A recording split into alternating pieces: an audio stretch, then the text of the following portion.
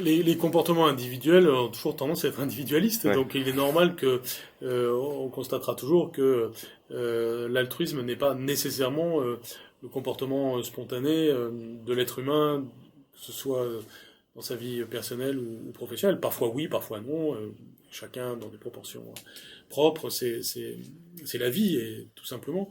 Maintenant, la question est comment est-ce que on fait en sorte que les entreprises ont un intérêt à jouer le jeu collectif euh, dans le monde et comment cela rétroagit sur les comportements internes. On voit bien que c'est déjà parfois le cas. Pas toujours, bien sûr, mais parfois. C'est-à-dire quand, soit au travers de normes, par exemple des normes environnementales qu'il faut respecter et qui ensuite ont un impact à l'intérieur des entreprises sur les comportements des personnes, soit au travers de logiques économiques qui se mettent en place.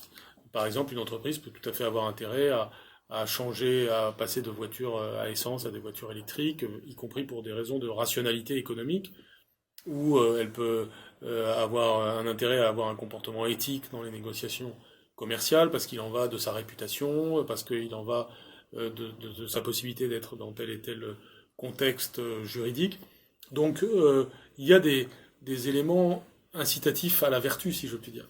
La vertu n'est pas forcément spontanée, mais il peut y avoir des logiques d'organisation qui mènent à la vertu. Et c'est toute la réflexion à la fois managériale et politique doivent tendre vers non pas la certitude de la spontanéité de la vertu, et ça on en est revenu depuis longtemps, depuis au moins Rousseau, les débats Rousseau et c'est des penseurs qui ont suivi et qui ont contesté, disons, une vision trop optimiste de l'être humain.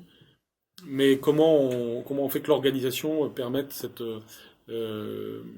incitation à la vertu?